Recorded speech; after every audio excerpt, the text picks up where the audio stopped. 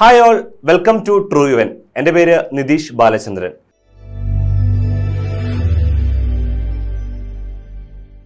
വരാൻ പോകുന്ന പ്രധാന ഡിഗ്രി തല പരീക്ഷകളായ company board assistant, university assistant, sub inspector of police എന്നീ പരീക്ഷകൾക്ക് കേരള ചരിത്രത്തിൽ നിന്നും ചോദിക്കാൻ സാധ്യതയുള്ള കുറച്ച് ചോദ്യങ്ങളാണ് നമ്മൾ നോക്കാൻ പോകുന്നത്. ഓക്കെ, അപ്പോൾ ഇന്ന് വരെ ചോദിച്ചിട്ടുള്ള കുറച്ച് ചോദ്യങ്ങൾ ഡിസ്കസ് ചെയ്യുന്നുണ്ട്. നമുക്കറിയാം, കേരള ചരിത്രത്തിൽ നിന്ന് ഏറ്റവും കൂടുതൽ തവണ ചോദ്യങ്ങൾ വന്നിരിക്കുന്നത് തിരുവിതാംകൂർ എന്ന് പറയുന്ന ഭാഗത്തു നിന്നാണ്. ഓക്കെ, അപ്പോൾ അവിടെ നിന്നും വരാൻ സാധ്യതയുള്ള ചോദ്യങ്ങൾ കൂടി നമുക്ക് നോക്കാം. ഓക്കെ, ഒന്നാമത്തെ ചോദ്യം, മാർത്താണ്ഡവർമ്മയുടെ കാലത്ത് ഭൂമി തരം തിരിച്ചത് ഏത് പേരിൽ? പാട്ടം, വെറും പാട്ടം, ദാനം, ദേവസം. ബ്രഹ്മസം, ദേവസം, ദാനം, പണ്ടാരവക, സാമം, ദാനം, ഭേദം, പാട്ടം. ഓക്കെ, ശ്രദ്ധിച്ചിരിക്കുക. 1729 മാർത്താണ്ഡവർമ്മ തിരുവിതാംകൂറിൽ അധികാരിയായതിനു ശേഷം മാർത്താണ്ഡവർമ്മയ്ക്ക് തന്റെ രാജ്യം വികസിപ്പിക്കണം. രാജ്യം വികസിപ്പിക്കണമെങ്കിൽ എന്ത് വേണം? മണി വേണം, പൈസ വേണം, അല്ലെ? പൈസ എവിടെ നിന്ന് ലഭിക്കും? നികുതിയിലൂടെയാണ് എന്ത് പൈസ ലഭിക്കുക. അങ്ങനെ മാർത്താണ്ഡവർമ്മയ്ക്ക് തിരുവിതാംകൂറിൽ പുതിയൊരു നികുതി പരിഷ്കാരം നടത്തിയാൽ മാത്രമാണ് തന്റെ രാജ്യം വികസിപ്പിക്കുവാനായി സാധിക്കുകയുള്ളൂ. അങ്ങനെ പുതിയ നികുതി നയം നടപ്പിലാക്കുന്നതിന് വേണ്ടി മാർത്താണ്ഡവർമ്മ തിരുവിതാംകൂറിലെ ഭൂമികളെ 4ആയിട്ട് തരംതിരിക്കുന്നു. എങ്ങനെയൊക്കെയാണ് മാർത്താണ്ഡവർമ്മ തിരുവിതാംകൂറിലെ ഭൂമികളെ 4ആയി തരംതിരിച്ചത്? ദേവസം, എങ്ങനെയാണ്? ദേവസം, ബ്രഹ്മസം, പണ്ടാരവക, ദാനം എന്ന് പറഞ്ഞുകൊണ്ട് തിരുവിതാംകൂറിലെ ഭൂമികളെ 4ആയി തരംതിരിക്കുന്നു മാർത്താണ്ഡവർമ്മ 1739. ഏത് വർഷം? 1739. ദേവസ്വം എന്ന് പറയുന്നത് ക്ഷേത്രവുമായി ബന്ധപ്പെട്ട ഭൂമികളെയാണ് ദേവസ്വം ഭൂമികൾ എന്ന് പറയുന്നത്. ബ്രഹ്മസ്വം ഭൂമികൾ എന്ന് പറയുന്നത് ബ്രാഹ്മിൺസിന്റെയും ലാൻഡ് ലോർഡ്സിന്റെയും ഭൂമികളാണ് ബ്രഹ്മസ്വം ഭൂമികൾ. പണ്ടാരവക എന്ന് പറയുന്നത് സർക്കാർ വക ഭൂമിയാണ് പണ്ടാരവക. ദാനം എന്ന് പറയുന്നത് ദാനം ലഭിച്ച ഭൂമികളെയാണ് ദാനഭൂമികൾ എന്ന് പറയുന്നത്. അങ്ങനെ 1739 തിരുവിതാംകൂറിലെ ഭൂമികൾ ദേവസ്വം, ബ്രഹ്മസ്വം, പണ്ടാരവക, ദാനം എന്ന് പറഞ്ഞുകൊണ്ട് മാർത്താണ്ഡവർമ്മ തരംതിരിച്ചു. ഇതറിയപ്പെട്ട പേരായിരുന്നു ഏത്? കണ്ടെഴുത്ത്. എന്താണ്? കണ്ടെഴുത്ത് എന്ന് പറഞ്ഞുകൊണ്ട് തിരുവിതാംകൂറിലെ ഭൂമികളെ 4ആയി മാർത്താണ്ഡവർമ്മ തരംതിരിച്ചു. ഇതിങ്ങനെ തരംതിരിച്ച ഭരണാധികാരി ആണ് മാർത്താണ്ഡവർമ്മ. ഇതിന് നേതൃത്വം നൽകിയ ഉദ്യോഗസ്ഥനാണ് പള്ളിയാടി മല്ലൻ ശങ്കരൻ. ആരാണ്? പള്ളിയാടി മല്ലൻ ശങ്കരനായിരുന്നു ഈ ഭൂമികൾ 4ആയി തരംതിരിച്ചത്. ഓക്കെ, കണ്ട് എഴുതുന്നു, ഇന്ന ഭൂമിയാണെന്ന് കണ്ടെഴുതുന്നു. അതാണെന്ത്? കണ്ടെഴുത്തെന്ന് പറയുന്നത്. ക്ലിയർ ആയല്ലോ? ഓക്കെ, അപ്പൊ ദേവസ്വം, ബ്രഹ്മസ്വം, പണ്ടാരവക, ദാനം എന്ന് പറഞ്ഞുകൊണ്ട് തിരുവിതാംകൂറിലെ ഭൂമികൾ 4ആയി തരംതിരിച്ച വർഷം 1739. അതറിയപ്പെട്ട പേര് കണ്ടെഴുത്ത് നടത്തിയ ഉദ്യോഗസ്ഥൻ പള്ളിയാടി മല്ലൻ ശങ്കരൻ. ക്ലിയർ ആയല്ലോ? അപ്പോൾ ഈ ചോദ്യത്തിന്റെ ഉത്തരം എന്ന് പറയുന്നത് ദേവസ്വം, ബ്രഹ്മസ്വം, പണ്ടാരവക, ദാനം. ഓക്കെ, 2 ആണ് ഉത്തരം. അപ്പോൾ ഓപ്ഷൻ സി ആണ് ഇതിന്റെ ഉത്തരമായി വരുന്നത്. ക്ലിയർ ആയല്ലോ? ഓക്കെ, ചോദിച്ച ചോദ്യമാണ് കേട്ടോ. 189/2023 ചോദിച്ച ചോദ്യമാണ്. ഓക്കെ, ചോദ്യങ്ങളും അതുമായി ബന്ധപ്പെട്ട കാര്യങ്ങളും നമ്മൾ ചർച്ച ചെയ്യുന്നുണ്ട് ഈ സെക്ഷനിൽ. അടുത്തൊരു ചോദ്യം നോക്കാം നമുക്ക്. മാർത്താണ്ഡവർമ്മയുടെ കുളച്ചൽ യുദ്ധവുമായി ബന്ധപ്പെട്ട പ്രധാന വസ്തുക്കൾ. 1. ഡച്ചുകാരും മാർത്താണ്ഡവർമ്മയും തമ്മിലുള്ള യുദ്ധമായിരുന്നു കുളച്ചൽ യുദ്ധം. 5 കൈമൽ മാർത്ത വടക്കൻകൂറിൽ അധികാരം പിടിച്ചെടുക്കാൻ ഡച്ചുകാർ ആഗ്രഹിച്ചിരുന്നു. ബറ്റാവിയിൽ നിന്ന് ഡച്ചുകാർക്ക് ആവശ്യമായ സൈനിക സഹായം ലഭിച്ചു. 1743 മെയ് 22 മാവേലിക്കരയിൽ വെച്ച് മാർത്താണ്ഡവർമ്മയും കമാൻഡർ റെനോ കാർസസും ചേർന്ന് സമഗ്രമായ ഒരു സമാധാന ഉടമ്പടി ഒപ്പുവെച്ചു. അപ്പോൾ കുളച്ചൽ യുദ്ധവുമായി ബന്ധപ്പെട്ട ഒരു പ്രസ്താവനയാണ് വന്നിരിക്കുന്നത്. ഏറ്റവും കൂടുതൽ തവണ PSC ചോദിച്ചിരിക്കുന്ന ഒരു ഭാഗമാണ് കുളച്ചൽ യുദ്ധം എന്ന് പറയുന്നത്. നമുക്ക് വിശദമായി തന്നെ നോക്കേണ്ടതായിട്ടുണ്ട്. ഓക്കെ, ശ്രദ്ധിച്ചിരിക്കുക. മാർത്താണ്ഡവർമ്മ നാടുകൾ വെട്ടിപ്പിടിച്ച് വിസ്തൃതമാക്കി തീർക്കാനായി ശ്രമിച്ചുകൊണ്ടിരിക്കുന്നു. ഓക്കെ, അങ്ങനെ 1734 മാർത്താണ്ഡവർമ്മ ഇളയിടത്ത് നാട് അല്ലെങ്കിൽ ഇളയിടത്ത് സ്വരൂപം തന്റെ നിയന്ത്രണത്തിലാക്കാൻ ശ്രമിക്കുന്നുണ്ട്. മാർത്താണ്ഡവർമ്മ 1734 ഇളയിടത്ത് സ്വരൂപം തന്റെ നിയന്ത്രണത്തിലാക്കി മാറ്റുന്നു. ആര്? മാർത്താണ്ഡവർമ്മ. ആ ഇളയിടത്ത് ഭരിച്ചിരുന്നത് ഇളയിടത്ത് മൂപ്പനായിരുന്നു. 1736 ഇളയിടത്ത് മൂപ്പൻ നാടു നീങ്ങുന്നു, മരിച്ചുപോയി. ഇളയെടുത്ത് മൂപ്പൻ നാട് നീങ്ങിയതിനു ശേഷം ഇളയെടുത്ത് സ്വരൂപത്തിന്റെ അടുത്ത അവകാശിയായ ഇളയെടുത്ത് റാണിയെ അധികാരമേൽക്കാൻ മാർത്താണ്ഡവർമ്മ സമ്മതിക്കുന്നില്ല. ഇളയെടുത്ത് റാണി നേരെ കൊച്ചിയിൽ പോയി ഡച്ചുകാരുടെ സഹായം തേടി. അങ്ങനെ ഡച്ചുകാരുടെ അകമ്പടിയോടുകൂടി ഇളയെടുത്ത് റാണി ഇളയെടുത്ത് സ്വരൂപത്തിന്റെ അധികാരിയാകാനായി വരുന്നു. അങ്ങനെ ഡച്ചുകാരുടെ അന്നത്തെ അഡ്മിറൽ ആയിരുന്ന വാൻ ഇൻഹോഫ് മാർത്താണ്ഡവർമ്മയുമായിട്ട് സംസാരിക്കാൻ ശ്രമിക്കുന്നു. മാർത്താണ്ഡവർമ്മ സമ്മതിക്കുന്നില്ല. അങ്ങനെ മാർത്താണ്ഡവർമ്മയും ഡച്ചുകാരും തമ്മിൽ ഒരു യുദ്ധം നടക്കുന്നു. ആ യുദ്ധമായിരുന്നു ഏത്? കുളച്ചൽ യുദ്ധം എന്ന് പറയുന്നത്. ഡച്ചുകാര് കൊട്ടാരക്കരയെ സഹായിക്കാൻ ശ്രമിച്ചതായിരുന്നു കുളച്ചൽ യുദ്ധത്തിന്റെ കാരണമായിട്ട് പറയുന്നത്. കുളച്ചൽ യുദ്ധം നടന്ന വർഷമായിരുന്നു 1741 ഓഗസ്റ്റ് 10 കുളച്ചൽ യുദ്ധം നടന്നിരുന്നത്.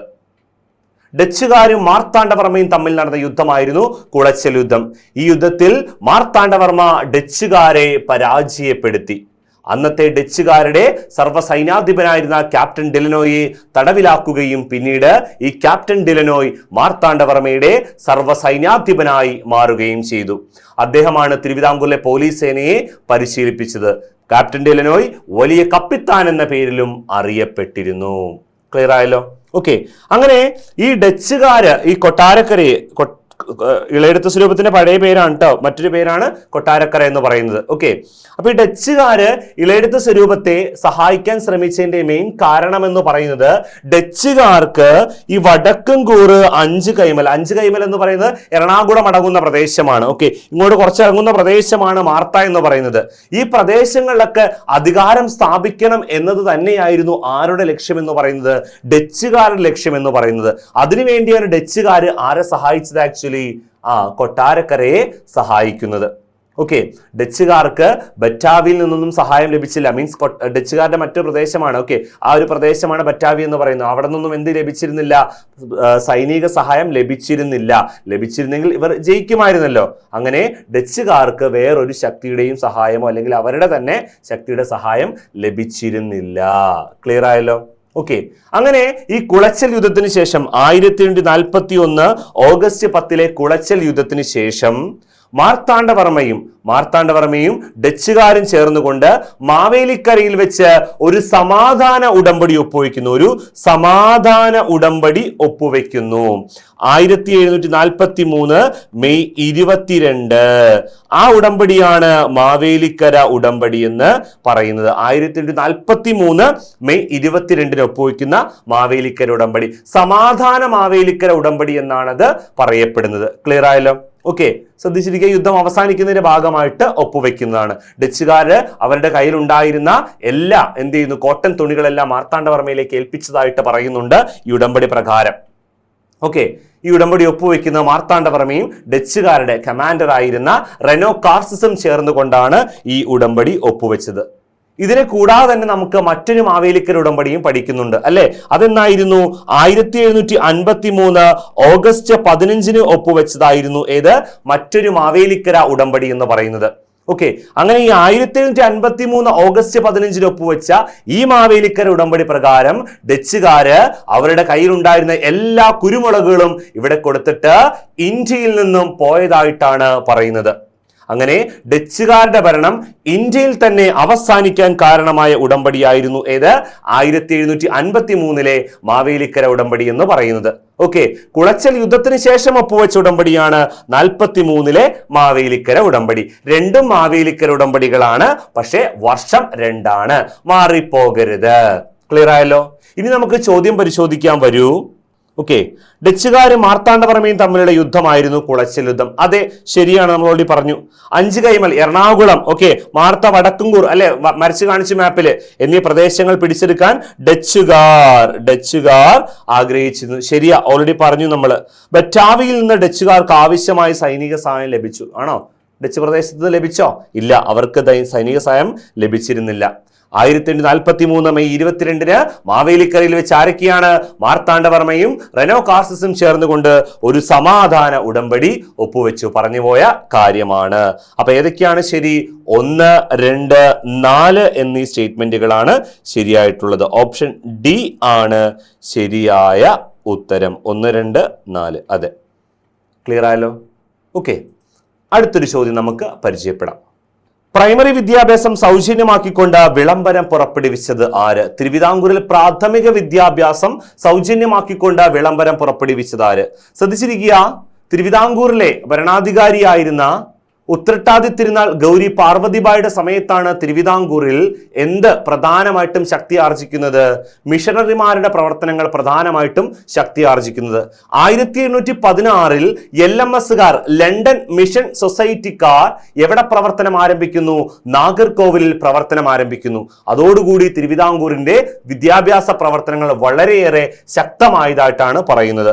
ശ്രദ്ധിക്കുക, മിഷണറിമാർ എന്ന് പറയുമ്പോൾ ഈ മിഷണറിമാരുടെ പ്രധാന പ്രവർത്തനങ്ങൾ എന്തൊക്കെയാണ്? മതപരിവർത്തനവും വിദ്യാഭ്യാസ പ്രചരണവുമായിരുന്നു മിഷണറിമാരുടെ പ്രധാന പ്രവർത്തനങ്ങൾ എന്ന് പറയുന്നത്. ഓക്കെ, ഇവിടെ വന്നത് ക്രിസ്ത്യൻ മിഷണറിമാരാണ്. അതുകൊണ്ട് ഏത് മതത്തിലേക്കാണ് കൺവേർട്ട് ചെയ്യുക? ക്രിസ്ത്യൻ മതത്തിലേക്കാണ് കൺവേർട്ട് ചെയ്യുക. അങ്ങനെ വന്ന പ്രധാനപ്പെട്ട മിഷണറിമാരായിരുന്നു. ആദ്യം വന്നത് LMSകാരായിരുന്നു, ലണ്ടൻ മിഷൻ സൊസൈറ്റി. ഇവരുടെ പ്രവർത്തന മേഖലയായിരുന്നു എവിടെ? തിരുവിതാംകൂറിലായിരുന്നു ഇവരുടെ പ്രവർത്തന മേഖല. പിന്നീട് വന്നവരായിരുന്നു CMSകാർ. ഇവരുടെ പ്രവർത്തന മേഖല എവിടെയായിരുന്നു? തിരുവിതാംകൂറും കൊച്ചിയും. Okay, church mission society, London mission society, church mission society, BEM Basel evangelical mission പ്രവർത്തന മേഖല എവിടെയായിരുന്നു? മലബാറിലായിരുന്നു ഇവരുടെ പ്രവർത്തന മേഖല. ക്ലിയർ ആയല്ലോ? അപ്പോ ഈ മിഷണറിമാർ വന്ന സമയത്ത് തിരുവിതാംകൂർ വിദ്യാഭ്യാസ പ്രവർത്തനം വളരെയേറെ ശക്തമായി നടക്കുന്നു. അങ്ങനെ 1817 എന്നാണ് 1817 തിരുവിതാംകൂറിൽ പ്രാഥമിക വിദ്യാഭ്യാസം സൗജന്യവും നിർബന്ധിതവുമാക്കിക്കൊണ്ട് വിളംബരം പുറപ്പെടുവിക്കുന്നു. ആര്? ഗൗരി പാർവതിബായ്. ഉത്രട്ടാതി തിരുനാൾ ഗൗരി പാർവതിബായ് വിളംബരം പുറപ്പെടുവിച്ചു. ഗൗരി പാർവതിബായുടെ സമയത്താണ് തിരുവിതാംകൂറിൽ എവിടെയൊക്കെ? ആലപ്പുഴയിലും കോട്ടയത്തും ഒരു പെൺപള്ളിക്കൂടം സ്ഥാപിച്ചത്. എന്ത് സ്ഥാപിച്ചു? പെൺപള്ളിക്കൂടങ്ങൾ സ്ഥാപിക്കുന്നു. എവിടെയാണ്? ആലപ്പുഴയിലും കോട്ടയത്തും. അതേപോലെ തന്നെ ഈ സുറിയാനി ക്രിസ്ത്യാനികൾ എന്ന് പറയുന്നത് മിഷണറിമാര് കൺവേർട്ട് ചെയ്ത് കൊണ്ടുവരുന്ന ക്രിസ്ത്യാനികൾ. ഓക്കെ, കൺവേർട്ട് ചെയ്ത് വരുന്ന ആളുകൾ. ഇവരെ സുറിയാനി ക്രിസ്ത്യാനികൾ എന്ന് പിന്നീട് അറിയപ്പെട്ടു. അങ്ങനെ ഈ സുറിയാനി ക്രിസ്ത്യാനികൾക്ക് വിദ്യാഭ്യാസത്തിന് വേണ്ടി വിട്ടുകൊടുത്ത പ്രദേശമായിരുന്നു ഏത്? മൺട്രോ തുരുത്തെന്ന് പറയുന്നത്. ക്ലിയർ ആയല്ലോ? ഓക്കെ, ചോദ്യത്തിന്റെ ഉത്തരം ഓപ്ഷൻ C ആണ്. ക്ലിയർ ആയെന്ന് പ്രതീക്ഷിക്കുന്നു. അടുത്തൊരു ചോദ്യം നോക്കാം. തിരുവിതാംകൂറിലെ റാണി സേതു ലക്ഷ്മിബായിയുടെ ചില ഭരണപരിഷ്കാരങ്ങൾ ചുവടെ വിവരിക്കുന്നു. അവ കാലക്രമത്തിൽ ക്രമീകരിക്കുക. വർഷം തന്നിട്ടില്ല, ക്രമീകരിക്കുക എന്നാണ് പറഞ്ഞിരിക്കുന്നത്. വർഷം നമുക്കറിയണം, എങ്കിലാണ് ക്രമീകരിക്കാൻ പറ്റുള്ളൂ, അല്ലെ? ചോദ്യം നോക്കാം നമുക്ക്. ദേവദാസി സമ്പ്രദായം നിർത്തലാക്കി, തിരുവനന്തപുരം നഗരം വൈദ്യുത ദീപങ്ങളാൽ പ്രകാശിത പൂരിതമാക്കി, മൃഗബലി നിരോധിച്ചു, പിതൃതല അണുകുടുംബ സമ്പ്രദായം ആവിഷ്കരിച്ചു. ശ്രദ്ധിക്കുക, തിരുവിതാംകൂറിൽ ദേവദാസി സമ്പ്രദായം നിർത്തലാക്കിയത് ആരാണ്? സേതു ലക്ഷ്മിബായി ആണ്. ഓക്കെ, ദേവദാസി സമ്പ്രദായം എന്ന് പറയുന്നത് തിരുവിതാംകൂറിലെ ക്ഷേത്രങ്ങളിൽ ഉണ്ടായിരുന്ന ആചാരമായിരുന്നു ദേവദാസി സമ്പ്രദായം എന്ന് പറയുന്നത്. ദേവന്മാരുടെ ദാസിമാർ എന്നാണ് ദേവദാസിക്ക് അർത്ഥം. കന്യകളായ യുവതിയെ ക്ഷേത്രങ്ങളിലേക്ക് സമർപ്പിക്കും. പിന്നീട് ആ യുവതികൾക്ക് വീട്ടിലേക്ക് വരാനോ മറ്റൊന്നും പറ്റുമൊന്നുമില്ല. എന്താണ്? അവിടെ തന്നെ അവരുടെ ജീവിതം, ക്ഷേത്രത്തിലെ ജോലികളൊക്കെ ചെയ്ത് അവിടെ അവരുടെ ജീവിതം അവസാനിക്കുന്നു. അതാണ് ഇത് ദേവദാസി സമ്പ്രദായം എന്ന് പറയുന്നത്. ഈ തിരുവിതാംകൂറിൽ നിർത്തലാക്കുന്നു റാണി സേതു ലക്ഷ്മിബായ്. ഏത് വർഷം? 1926. ഏത് വർഷമാണ്? 1926 ദേവദാസി സമ്പ്രദായം നിർത്തലാക്കിയത്. തിരുവനന്തപുരം നഗരം വൈദ്യുത ദീപങ്ങളാൽ പ്രകാശിത പൂരിതമാക്കുന്നു 1929. ഏത് വർഷമാണ്? 1929. തിരുവിതാംകൂറിലെ ക്ഷേത്രങ്ങൾ ഉണ്ടായിരുന്ന ഒരു ആചാരമായിരുന്നു മൃഗബലി, അല്ലെ? ചട്ടമ്പി സ്വാമികളുടെ പ്രവർത്തന ഫലമായി അങ്ങനെ തിരുവിതാംകൂറിലെ ക്ഷേത്രങ്ങളിൽ മൃഗബലി നിർത്തലാക്കുന്നു റാണി സേതു ലക്ഷ്മിബായ് 1925. ഏത് വർഷമാണ്? 1925. പിന്നീട് പിതൃതല അണുകുടുംബ സമ്പ്രദായം ആവിഷ്കരിച്ചു അല്ലെങ്കിൽ അവതരിപ്പിച്ചു. എന്താണ് പിതൃതല അണുകുടുംബ വ്യവസ്ഥ എന്ന് പറയുന്നത്? ശ്രദ്ധിച്ചിരിക്കുക. 1912 തിരുവിതാംകൂറിൽ ഒന്നാം നായർ ആക്ട് വരുന്നുണ്ട്. First Nair act. എന്തായിരുന്നു തിരുവിതാംകൂറിലെ ഒന്നാമത്തെ നായർ ആക്ടിൽ പറയുന്നത്? അച്ഛന്റെ കയ്യിൽ എത്ര സ്വത്തുണ്ടോ ആ അച്ഛന്റെ സ്വത്തുക്കളുടെ പകുതി മക്കൾക്കും പകുതി മരുമക്കൾക്കും നൽകണമെന്ന് പറഞ്ഞുകൊണ്ട് അല്ലെങ്കിൽ മരുമക്കത്തായ സമ്പ്രദായ വ്യവസ്ഥ ചെയ്തുകൊണ്ട് തിരുവിതാംകൂറിലെ ഒന്നാമത്തെ നായർ ആക്ട് വരുന്നു. ഇതിനുശേഷം പിന്നീട് 1925 എന്നാണ് 1925 അച്ഛന്റെ മുഴുവൻ സ്വത്തുക്കളും മക്കൾക്ക് നൽകിക്കൊണ്ട് തിരുവിതാംകൂറിലെ രണ്ടാമത്തെ നായർ ആക്ട് അല്ലെങ്കിൽ മക്കത്തായ സമ്പ്രദായം നിലവിൽ വരുന്നു. ഒന്നാം നായർ ആക്ടിൽ മരുമക്കത്തായം, രണ്ടാം നായർ ആക്ടിൽ മക്കത്തായമാണ് പറയുന്നത്. ശ്രദ്ധിച്ചിരിക്കുക, മരുമക്കത്തായം എന്ന് പറയുമ്പോൾ അമ്മയുടെ കീഴിലുള്ള കുടുംബം, അതായത് കുടുംബ വ്യവസ്ഥ എന്ന് പറയുന്നത് കൂട്ടുകുടുംബ വ്യവസ്ഥ. മക്കത്തായം എന്ന് പറയുമ്പോൾ എന്താണ്? അണുകുടുംബം, ന്യൂക്ലിയർ ഫാമിലി, അതും അച്ഛന്റെ കീഴിൽ, അല്ലേ? അങ്ങനെ 1925 രണ്ടാം നായർ ആക്ട് വന്നതിന് ശേഷം എല്ലാവരും അച്ഛന്റെ കീഴിൽ അണുകുടുംബങ്ങളായി മാറി താമസിക്കുക എന്ന് പറഞ്ഞുകൊണ്ട് 1928 എന്നാണ് 1928 റാണി ഗൗരി ലക്ഷ്മിബായി പുറപ്പെടുവിച്ച വിളംബരമായിരുന്നു ഏത്? പിതൃതല അണുകുടുംബ വ്യവസ്ഥ അല്ലെങ്കിൽ പാട്രിലീനിയർ ന്യൂക്ലിയർ ഫാമിലി സിസ്റ്റം ആവിഷ്കരിക്കുന്നു 1928. ക്ലിയർ ആയല്ലോ? ഓക്കെ, അപ്പൊ നമുക്കിനി ഓർഡർ ഒന്ന് പരിശോധിക്കാം. നമ്മൾ എല്ലാത്തിന്റെ വർഷങ്ങൾ എഴുതിയിട്ടുണ്ട്. 1925 1 അല്ലേ, 3, 26 1, അടുത്തത് 1928 4, 1929 3 1 4 2 3 1 4 2. ഓപ്ഷൻ ബി ആണ് ശരിയായ ഉത്തരം. ക്ലിയർ ആയല്ലോ? ഡിഗ്രി തല പരീക്ഷകൾക്ക് ചോദിച്ച ചോദ്യങ്ങൾ മാത്രമേ നമ്മൾ ഇവിടെ ഡിസ്കസ് ചെയ്യുന്നുള്ളൂ. ഇതെല്ലാം ചോദിച്ച ചോദ്യങ്ങളാണ്. ക്ലിയർ ആയല്ലോ? അടുത്തൊരു ചോദ്യം നോക്കാം. നിരവധി സംഗീതജ്ഞരും ഗായകരും സ്വാതിരുനാളിന്റെ കൊട്ടാരം അലങ്കരിച്ചിരുന്നു. താഴെ പറയുന്നവയിൽ ഒറ്റയാനെ കണ്ടെത്തുക. സുബ്ബക്കുട്ടി അയ്യ, അലിഗിരി നായിഡു, ശിവാനന്ദൻ, വടിവേലു. ശ്രദ്ധിച്ചിരിക്കുക, ഏറ്റവും കൂടുതൽ സംഗീതജ്ഞർ അലങ്കരിച്ചിരുന്ന സദസ്സായിരുന്നു സ്വാതി തിരുനാളിന്റെ സംഗീത സദസ്. രാജാക്കന്മാരിലെ സംഗീതജ്ഞനിലെ രാജാവ് എന്നറിയപ്പെട്ട വ്യക്തിയായിരുന്നു ആര്?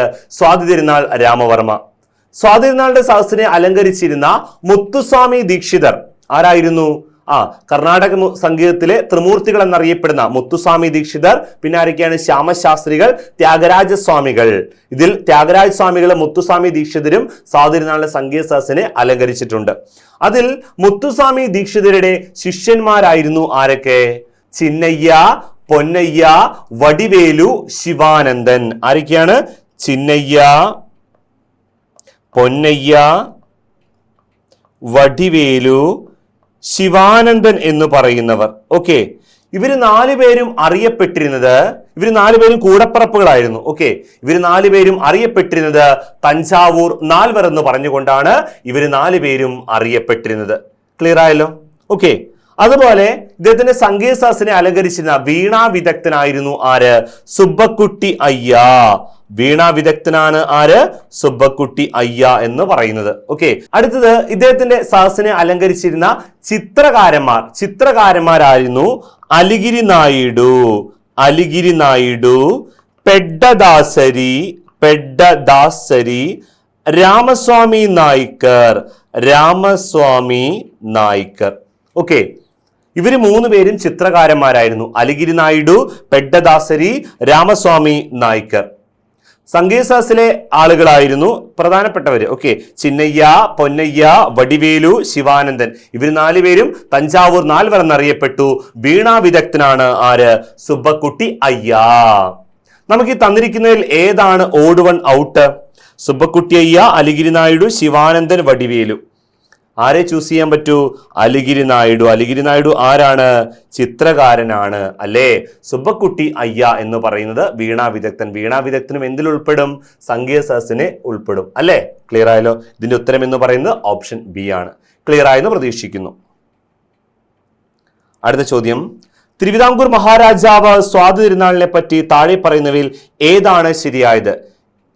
പഞ്ചായത്ത് സെക്രട്ടറിയുടെ ചോദ്യമാണ് കേട്ടത്. സ്വാതി തിരുനാളിന്റെ കൊട്ടാരത്തിലെ പ്രശസ്ത സംഗീതജ്ഞനായ മേരുസ്വാമി അറിയപ്പെട്ടിരുന്നത് കോക്കിലകാണ്ഠ. മോഹന കല്യാണി എന്ന രാഗം സൃഷ്ടിച്ചത് സ്വാതി തിരുനാൾ. ശുചീന്ദ്രം ക്ഷേത്രത്തിൽ നടത്തിയ പരീക്ഷണത്തിലൂടെ വിചാരണ സ്വാതി തിരുനാൾ നിരോധിച്ചു. ത്യാഗരാജ സ്വാമികളുടെ ശിഷ്യനായ കണ്ണയ്യ ഭാഗവത് സ്വാതി തിരുനാളിന്റെ കൊട്ടാരം പ്രമാണിയായിരുന്നു. ഞാൻ ഓൾറെഡി പറഞ്ഞ കാര്യമാണ്, ഏറ്റവും കൂടുതൽ സംഗീതജ്ഞർ അലങ്കരിച്ചിരുന്ന സദസ്സായിരുന്നു സ്വാതി തിരുനാളിന്റെ സംഗീത സദസ് എന്ന് പറയുന്നത്. ഓക്കെ, അതുകൊണ്ട് തന്നെ അദ്ദേഹത്തിന്റെ സംഗീത സദസ്സിനെ കുറിച്ച് ഏറ്റവും കൂടുതൽ പുസ്തകങ്ങളിൽ പറഞ്ഞിട്ടുമുണ്ട്. സ്വാതിയുടെ സംഗീത സദസ്സിലെ പ്രധാനിയായ ഒരാളായിരുന്നു ആര്? മേരുസ്വാമി. ആരാണ്? മേരുസ്വാമി. ഈ മേരുസ്വാമിക്ക് ലഭിച്ച ബിരുദമാണ് ഏത്? കോക്കിലകാണ്ട എന്ന് പറയുന്നത്. ഓക്കെ, അതേപോലെ തന്നെ അദ്ദേഹത്തിന്റെ സദസ്സിലെ മറ്റാളുകളാണ് ആരൊക്കെ? ഇരയിമ്മൻ തമ്പി. ആരാണ്? ഇരയിമ്മൻ തമ്പി. ഷഡ്കാല ഗോവിന്ദന്മാരാർ. ഷഡ്കാല ഗോവിന്ദന്മാരാർ. പിന്നെ ഞാൻ ഓൾറെഡി പറഞ്ഞു ആരാണ്? ത്യാഗരാജസ്വാമികൾ. ത്യാഗരാജസ്വാമികൾ.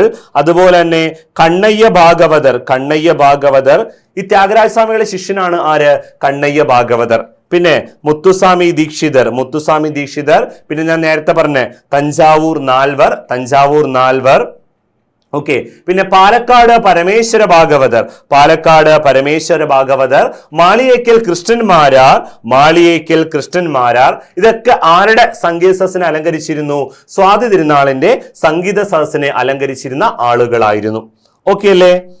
അപ്പോ ഫസ്റ്റ് ഓപ്ഷൻ ശരിയാണ്. ഓക്കെ, ഈ മേരുസ്വാമിക്ക് ലഭിച്ച ബിരുദമാണ് ഏത്? കോക്കിലകാണ്ട എന്ന് പറയുന്നത്. സ്വാതി തിരുനാൾ സൃഷ്ടിച്ച രാഗമായിരുന്നു ഏത്? മോഹന കല്യാണി. രാഗമാണ് ഏത്? മോഹന കല്യാണി. അതും ശരിയാണ്. ഓക്കെ, സ്വാതി തിരുനാൾ പ്രോത്സാഹിപ്പിച്ച കലാരൂപമായിരുന്നു ഏത്? മോഹിനിയാട്ടം എന്ന് പറയുന്നത്. മോഹിനിയാട്ടത്തിൽ വർണ്ണം, തില്ലാന, പദം എന്നിവ കൊണ്ടുവരുന്നു ആര്? സ്വാതി തിരുനാൾ. സ്വാതി തിരുനാളിൽ നിന്നും മോഹിനിയാട്ടത്തിൽ ശിഷ്യത്വം ലഭിച്ച 2 വനിതകളായിരുന്നു നാഗരത്നം, കനകമാല എന്ന് പറയുന്ന ആളുകൾ. ക്ലിയർ ആയല്ലോ? അപ്പൊ രണ്ടാമത്തവും ശരിയാണ്. ശുചീന്ദ്രം ക്ഷേത്രത്തിൽ നടത്തിയ സത്യപരീക്ഷണ സ്വാതി തിരുനാൾ നിരോധിച്ചു. ശരിയാണ്. തിരുവിതാംകൂറിൽ ശുചീന്ദ്രം കൈമുക്ക് ആരംഭിക്കുന്നു ആര്? മാർത്താണ്ഡവർമ്മ. എങ്കിൽ ശുചീന്ദ്രം കൈമുക്ക് നിർത്തലാക്കുന്നു ആര്? സ്വാതി തിരുനാൾ. അതും ശരിയാണ്. ത്യാഗരാജ സ്വാമികളുടെ ശിഷ്യനായ കണ്ണയ്യ ഭാഗവതർ സ്വാതി തിരുനാളിന്റെ കൊട്ടാരം പ്രമാണിയായിരുന്നു. അത് ഓൾറെഡി പറഞ്ഞ കാര്യമാണ്. ഓക്കെ അല്ലേ? അപ്പോ എല്ലാം ശരി. ഓപ്ഷൻ ഡി ആണ് ശരിയായ ഉത്തരം. ക്ലിയർ ആയല്ലോ? ഓക്കെ, അപ്പൊ ഈ ചോദ്യത്തിന് ഉത്തരം കിട്ടി. Option D. അടുത്തൊരു ചോദ്യം കൂടി പരിചയപ്പെടാൻ നമുക്ക്. താഴെ കൊടുത്തിരിക്കുന്ന വാചകങ്ങൾ വായിക്കുക. തിരുവിതാംകൂറിൽ പതിവ് കണക്ക് ആരംഭിച്ചത് മാർത്താണ്ഡവർമ്മയാണ്. സ്വാതി തിരുനാൾ രാമവർമ്മ ശുചീന്ദ്രം കൈമുക്ക് നിർത്തലാക്കി. തിരുവിതാംകൂറിൽ സേതു ലക്ഷ്മിബായി തമ്പുരാട്ടിയുടെ ദേവദാസി സമ്പ്രദായം നിർത്തലാക്കി. സേതു ലക്ഷ്മിബായി തമ്പുരാട്ടിയുടെ ഭരണകാലത്ത് തിരുവിതാംകൂറിൽ അടിമത്തം നിർത്തലാക്കി. നമ്മൾ ഇത്രയും നേരം എക്സ്പ്ലെയിൻ ചെയ്തതിൽ നിന്നും ഇതിന് ഉത്തരം കണ്ടെത്താൻ നമുക്ക് സാധിക്കും. തിരുവിതാംകൂറിൽ പതിവ് കണക്ക് ആരംഭിച്ചത് മാർത്താണ്ഡവർമ്മയാണ്. മാർത്താണ്ഡവർമ്മ തിരുവിതാംകൂർ നടപ്പിലാക്കിയ ബഡ്ജറ്റ് സമ്പ്രദായം അറിയപ്പെട്ട പേരായിരുന്നു ഏത്? പതിവ് കണക്കെന്ന് പറയുന്നത്. ക്ലിയർ ആയല്ലോ? അത് ആരംഭിച്ചത് മാർത്താണ്ഡവർമ്മയാണ്. ഓൾറെഡി പറഞ്ഞ രണ്ടാമത്തെ പോയിന്റ് നോക്കൂ. ശുചീന്ദ്രം കൈമുക്ക് നിർത്തലാക്കിയ ആര്? സ്വാതി തിരുനാൾ. അല്ല, ഇപ്പൊ പറഞ്ഞ കാര്യ ആരംഭിച്ചത് മാർത്താണ്ഡവർമ്മ, നിർത്തലാക്കിയത് സ്വാതി തിരുനാൾ. അതും ശരിയാണ്. തിരുവിതാംകൂറിൽ സേതു ലക്ഷ്മിബായി തമ്പുരാട്ടി എന്ത് നിർത്തലാക്കി? ദേവദാസി സമ്പ്രദായം നിർത്തലാക്കി. ഓൾറെഡി പറഞ്ഞല്ലോ, 1926 തിരുവിതാംകൂറിൽ ദേവദാസി സമ്പ്രദായം നിർത്തലാക്കുന്നു പൂരാടം തിരുനാൾ റാണി സേതു ലക്ഷ്മിബായ്. അതും ശരിയാണ്. നാലാമത്തെ സ്റ്റേറ്റ്മെന്റ് ഒന്ന് നോക്കാം. സേതു ലക്ഷ്മിബായ് തമ്പുരാട്ടിയുടെ ഭരണകാലത്ത് തിരുവിതാംകൂറിൽ അടിമത്തം നിർത്തലാക്കി. 1812 ഗൗരി ലക്ഷ്മിയുടെ കാലത്ത്, ഗൗരി ലക്ഷ്മി, ആയില്യം തിരുനാൾ ഗൗരി ലക്ഷ്മിബായ് തിരുവിതാംകൂറിലെ ആദ്യത്തെ വനിതാ ഭരണാധികാരിയുടെ കാലത്താണ് തിരുവിതാംകൂറിൽ അടിമ കച്ചവടം 1812 നിർത്തലാക്കുന്നത്. അപ്പോൾ ഈ സ്റ്റേറ്റ്മെന്റ് തെറ്റാണ്. ഓക്കെ, അപ്പൊ ഇതിൽ ഏതൊക്കെയാണ് ശരിയായിട്ടുള്ളത്? 1, 2, 3 എന്നീ സ്റ്റേറ്റ്മെന്റുകളാണ് ശരിയായിട്ട് ഉള്ളത്. ക്ലിയർ ആയല്ലോ? ഓക്കെ, അപ്പോൾ ഇത്രയും കാര്യങ്ങളാണ് ഇതിൽ ഉൾപ്പെടുത്തിയിരിക്കുന്നത്. വരും ക്ലാസ്സുകളിൽ വീണ്ടും കാണാം. താങ്ക്